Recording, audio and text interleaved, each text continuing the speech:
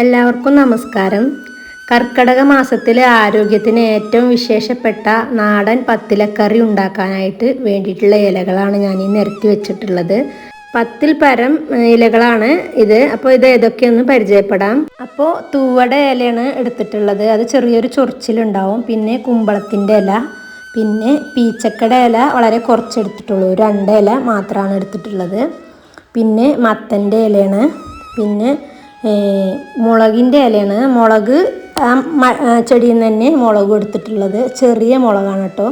അപ്പോൾ ഇനി ചീരയുടെ ഇല, കോവക്കട ഇലയും കുറച്ചെടുത്തിട്ടുള്ളൂ. പിന്നെ പയറിൻ്റെ ഇലയാണ്. പയറിൻ്റെ ഇല അരിയണം എന്നുണ്ടെങ്കിൽ അരിയാം, ഞാനിപ്പോൾ ഇവിടെ അരിഞ്ഞിട്ടൊന്നുമില്ല. പിന്നെ ഇംഗ്ലീഷ് മുരിങ്ങ എന്ന് പറയും ഞങ്ങളവിടെ. നിങ്ങളവിടെയൊക്കെ എന്താ പറയുന്നത് കമൻറ്റിലിടണം. അത് വളരെ കട്ടുള്ളത് കൊണ്ട് തന്നെ വളരെ കുറച്ചെടുത്തിട്ടുള്ളൂ. ഇത് തവരുടെ ഇല എപ്പോഴും കിട്ടൂലല്ലോ, അപ്പോൾ അത് അത്യാവശ്യത്തിന് എടുത്തിട്ടുണ്ട്. കർക്കിടകത്തിൽ മുരിങ്ങ കട്ടിപ്പായിരിക്കും എന്നൊക്കെ പറയണേക്കാം. എനിക്കിതുവരെ ഉണ്ടാക്കിയിട്ട് അങ്ങനെയൊന്നും തോന്നിയിട്ടില്ല. അപ്പോൾ ഞാൻ മുരിങ്ങയുടെ ഇലയും കൂടി എടുത്തിട്ടുണ്ട്. പിന്നെ അതിലേക്ക് വേണ്ട മുളകും ഉള്ളിയാണ്. ഇതിലുള്ള കൂടുതൽ ഇലകളും നിങ്ങൾക്ക് എല്ലാവർക്കും അറിയണ കാര്യമാണ്. അപ്പോൾ അറിയാത്ത ആരെങ്കിലും ഉണ്ടെങ്കിൽ അവർക്കൊരു ഉപകാരം ആയിക്കോട്ടെ എന്ന് കരുതിയിട്ടാണ് കേട്ടോ ഇത് പറഞ്ഞത്. ഇത് ഇലകളൊക്കെ വേറെ വേറെ ആയിട്ട് തന്നെ നല്ലപോലെ കഴുകി വെക്കണം. നല്ല വേവുള്ളത് കൊണ്ട് തന്നെ ഒക്കെ വേറെ വേറെ ആയിട്ട് കഴുകി വെക്കാം. ഇനിയിപ്പോൾ അതാ ചീനച്ചട്ടിയിലേക്ക് എണ്ണ ഒഴിച്ചു കൊടുത്തിട്ട് അതിലേക്ക് ഉള്ളി അരിഞ്ഞത് ചേർത്ത് കൊടുക്കാം. എന്നിട്ട് ഇത് നല്ലപോലെ ഒന്ന് മൂത്ത ശേഷം നമുക്ക് പച്ചമുളകൊന്ന് ചതച്ചത് ഇട്ട് കൊടുക്കാം. നമുക്ക് എരിവിന് ആവശ്യമായിട്ടുള്ള പച്ചമുളക് എടുക്കാം കേട്ടോ. എനിക്ക് ഇത്ര എരി മതി, അതുകൊണ്ടാണ് ഞാൻ കുറച്ച് പച്ചമുളക് എടുത്തിട്ടുള്ളത്. ഇനിയിപ്പോൾ അത് നല്ലപോലെ മൂത്ത് വരുമ്പോൾ അതിലേക്ക് കഞ്ഞിവെള്ളം ഒഴിച്ചു കൊടുക്കണം. ഇനി ഇതാ കഞ്ഞിവെള്ളം ഒന്ന് തിളച്ച് വരുന്ന ടൈമിൽ ഇതിലേക്ക് ഉപ്പ് ചേർത്ത് കൊടുക്കാം.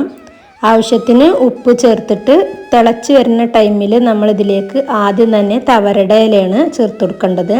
തവരുടെ ഇല നമുക്ക് എപ്പോഴും കിട്ടണതല്ലല്ലോ, അത് എപ്പോഴെങ്കിലുമൊക്കെ അല്ലേ നമ്മൾ എടുക്കല്. നമ്മൾ മുരിങ്ങയില, ചീരയില, മത്തന് അങ്ങനെയൊക്കെ അല്ലേ വെക്കാറ്. അപ്പോൾ നമ്മൾ ആദ്യം തന്നെ തവരുടെ ഇല ഇട്ടുകൊടുക്കാം. എന്നിട്ട് അതൊന്ന് ചെറുതായിട്ട് മിക്സ് ചെയ്ത ശേഷം ചൂടായി വരുന്ന ടൈമിൽ നമുക്കതിലേക്ക് ഇംഗ്ലീഷ് മുരിങ്ങ ചേർത്ത് കൊടുക്കുക. അപ്പോൾ അതിന് നല്ല കട്ടിപ്പുള്ളത് കൊണ്ട് തന്നെ അത് ആദ്യം ചേർത്താൽ നമുക്ക് ആ കട്ടിപ്പൊക്കെ ഒന്ന് പോയിട്ട് കിട്ടും.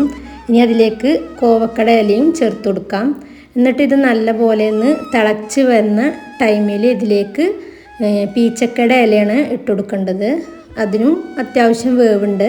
അപ്പോൾ അതും ചേർത്തിട്ട് അതിലേക്ക് പയറിൻ്റെ ഇലയും കൂടി ഇട്ട് കൊടുക്കുക. പയറിൻ്റെ ഇലക്കും അത്യാവശ്യം വേവുള്ളതാണ്. അപ്പോൾ അതും കൂടി ചേർത്തിട്ട് ഇതെല്ലാം കൂടി നല്ല പോലെ തിളച്ച് വരണം. തിളച്ച് വന്ന ശേഷം വേണം ബാക്കിയുള്ള ഇല ഇട്ട് കൊടുക്കാനായിട്ട്. ഇനി ഇതെല്ലാം പകുതി വേവാകുമ്പോൾ മുരിങ്ങയുടെ ഇല ചേർത്ത് കൊടുക്കാം.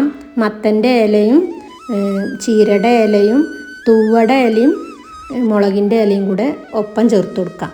എന്നിട്ട് ഇതെല്ലാം കൂടി ഒപ്പം വെന്ത് കിട്ടണം. അതിന് ചെറുതായിട്ടുള്ളൊരു വേവേ ഉള്ളൂ. ഇനി ഇതെല്ലാം വെന്ത ശേഷം ഒക്കെ കൂടി ഒപ്പം വെന്ത ശേഷം നമുക്ക് ഇതിലേക്ക് ഉപ്പ് നോക്കിയിട്ട് ഉപ്പ് ഇല്ലെങ്കിൽ കുറച്ചും കൂടി ചേർത്ത് കൊടുക്കാം. ഇത് വെന്ത ശേഷം വേണം നമുക്ക് കുമ്പളത്തിൻ്റെ ഇല ചേർത്ത് കൊടുക്കാൻ. കുമ്പളത്തിൻ്റെ ഇല ഇട്ട് ഒന്ന് ചൂടായ ശേഷം നമുക്ക് ഗ്യാസ് ഓഫ് ചെയ്യാം. സിമ്പിളായിട്ടുള്ള പത്തിലക്കറി റെഡി.